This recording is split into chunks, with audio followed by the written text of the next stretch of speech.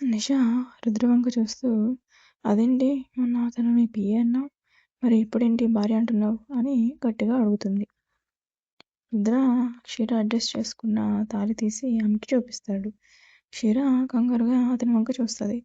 అతను చిన్నగా కళ్ళార్పుతాడు, నేనున్నాను అన్నట్టుగా. ఆమె కొంచెం భయంగా నిషా వంక చూస్తుంది. ఆమె కోపంగా తన వైపే చూస్తూ ఉంటుంది.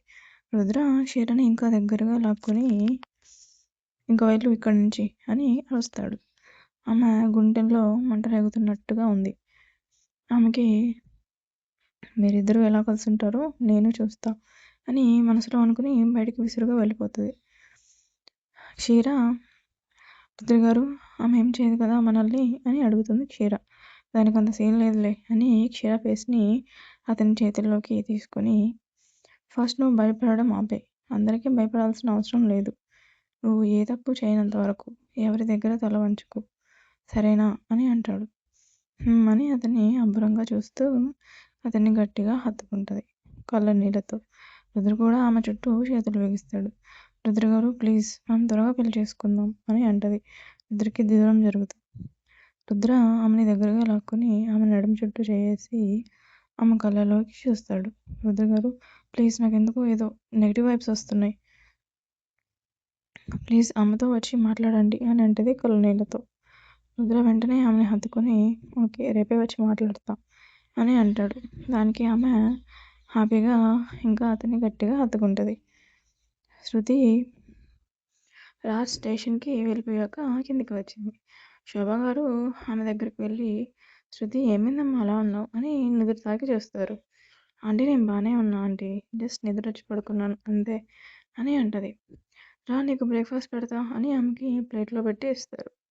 ఆమె పక్కనే కూర్చొని ఏదో జరిగింది వీళ్ళ మధ్య అని అనుకుంటారు మనసులో. తర్వాత శోభా గారు శృతి ఇవాళ రాజ్ మధ్యాహ్నం వచ్చి నిన్ను షాపింగ్కి తీసుకెళ్తా అన్నాడు అని అంటది. శృతి వెంటనే షాక్ అయ్యి తగ్గుతుంది. శోభా గారు చిన్నగా శృతి ఏమైంది, కారంగా ఉందా చట్నీ అని అంటారు. ఇప్పుడు షాపింగ్ ఎందుకు ఆంటీ, మనం వెళ్దాంలే, రాజుగారికి ఎందుకు ఇబ్బంది అని అంటది. ఏమోనమ్మా వాడే చెప్పాడు, మళ్ళీ వద్దంటే కోపడతాడు, వాడికి అసలే కోపం ఎక్కువ, కానీ చాలా మంచోడు అర్థం చేసుకుంటే అని అంటారు శోభా గారు. శృతి కూడా కొంచెం నవ్వుతుంది ఆమె మాటలకి. సరే ఆంటీ అని శృతి తినేసి ఆమెతో కబుర్లు చెప్తూ ఉంది. కళ్యాణ్ నిద్ర లేచి ఆమె పక్కన స్పృహ లేక పడున్న ఐశ్వర్య కూడా చూడకుండా ఫ్రెష్ అయ్యి రెడీ అయ్యి బయటకు వెళ్ళిపోయాడు. ఐశ్వర్యకి అప్పుడే మెలకు వచ్చి చూస్తే ఆమె పైన ఏమీ ఉండవు. ఆమెకి వెంటనే కన్నీళ్ళు వచ్చి సిగ్గుతో దుప్పటి చుట్టుకుంటుంది. ఆమెకి రోజు రోజుకి అతని మీద ఆశ చచ్చిపోతుంది.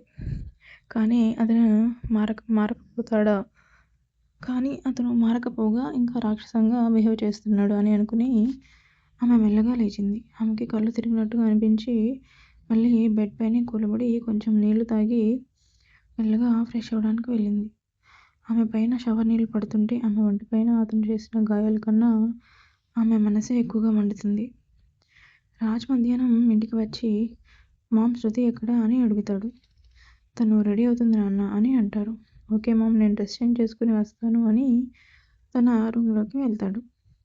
ఇక్కడ శృతి టెన్షన్గా రెడీ అయిపోయి బెడ్ మీద కూర్చొని గోలు కొరుక్కుంటూ ఉంటుంది. అసలు ఏంటి, ఏమనుకుంటున్నాడు, తన ఇష్టం వచ్చినప్పుడు బయటికి తీసుకెళ్తా అంటాడు, లేకపోతే రూమ్లోకి రావద్దు అంటాడు. అసలు నేను తనకి మనిషిలా కనిపించట్లేదా అని తనలో తనే కొనుక్కుంటుంది. ఇక్కడ రాజ్ రెడీ అయిపోయి కిందికి వస్తూ ఉంటాడు. అప్పుడే శృతి రూమ్ దాటుతుండగా ఆమె రెడీ అయిందేమో అని లోపలికి వెళ్ళాలని చూస్తాడు. డోర్ దగ్గర నుంచుని ఆమె తనలో తనే కొనుక్కోవడం అన్నీ గమనిస్తూనే ఉంటాడు. అని గొంతు సవరించుకుంటాడు రాజ్. ఆ దెబ్బకి శృతి లేచి చుట్టూ చూస్తుంది, సౌండ్ ఎక్కడి నుంచి వస్తుందా అని.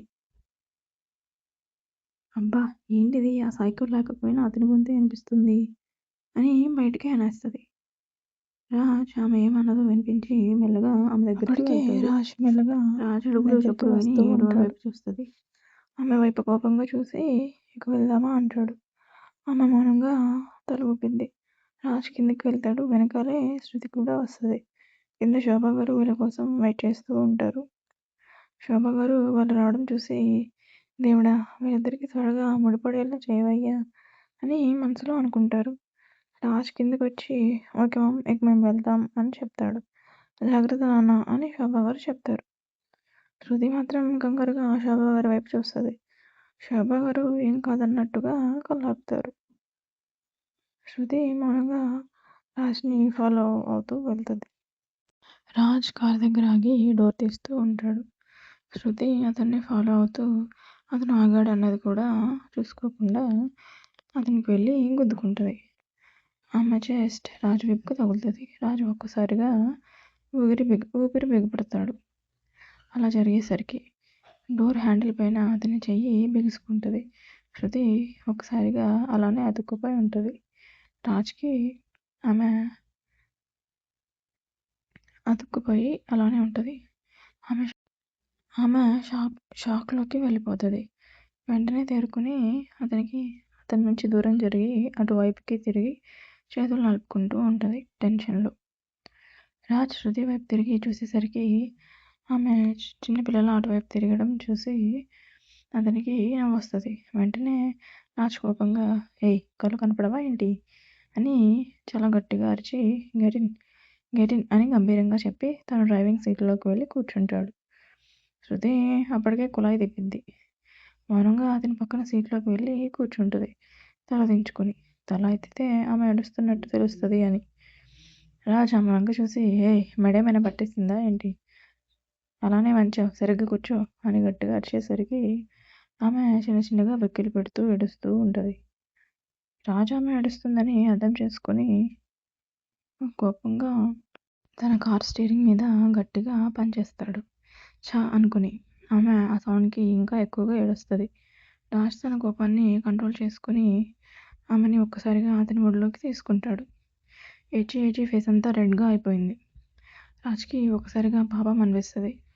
శృతికి మాత్రం తను అలా చేసేసరికి బిగుసుకుపోయి కూర్చుంటుంది. అతను ప్రేమగా ఆమె ముఖాన్ని చేతిలోకి తీసుకొని సారీ అని చెప్తాడు. ఆమె ఆశ్చర్యంగా అతని వంకే చూస్తుంది. నెమ్మదిగా ఆమె కన్నీళ్లను తుడిచి ఆమె కళ్ళపైన ముద్దు పెడతాడు. ఆమె పరవశంగా కళ్ళు మూసుకుంటుంది. నెమ్మదిగా కళ్ళు తెరిచి, సార్, మీకు ఇష్టం లేకపోతే నేను ఇంట్లో నుంచి వెళ్ళిపోతాను సార్, ప్లీజ్ సార్ అని దండం పెడుతుంది. అది మనసు కలుక్కుమంటుంది. వెంటనే ఆమెని గట్టిగా హత్తుకుని సారీ అని చెప్తూనే ఉంటాడు. ఆమెకి అయోమయంగా ఉంటుంది. ఆమెని వదిలి ఆమె కళ్ళలోకి చూస్తూ, నాకు కొంచెం కోపం ఎక్కువ, ప్లీజ్ ట్రై టు అండర్స్టాండ్ మీ, నేను ఉన్న ప్రొఫెషన్ అలాంటిది, ఆ కోపం అంతా నీపైనే చూపిస్తున్నా, ఐఎమ్ సారీ అంటాడు. దానికి ఆమె మౌనంగా తల దించుతుంది. లుక్ ఎట్ మీ అంటాడు. ఆమె చిన్నగా తన కళ్ళని ఎత్తి చూస్తుంది. డూ యూ లైక్ మీ అని అంటాడు. ఆమెకి ఏం చెప్పాలో తెలియక టెన్షన్గా దిక్కులు చూస్తూ, సార్, నేను పక్కన కూర్చుంటాను అని లేవబోతుంది. రాజ్ సీరియస్గా, ఎందుకే నాకు మండేది, నేను అడిగిన దానికి ఆన్సర్ చేయి అంటాడు. ఆమెకి ఏం చెప్పాలో అర్థం కాక టెన్షన్ పడిపోతూ ఉంటుంది. స్పీక్ అవుట్ అని అరుస్తాడు. ఆమె వెంటనే, ఎందుకే నాకు నచ్చరు మీరంటే, రీజన్ లేకుండా అరిచేస్తారు, ఇలా చేస్తే ఈ అమ్మాయికి నచ్చుతారు అని అంటది కోపంగా.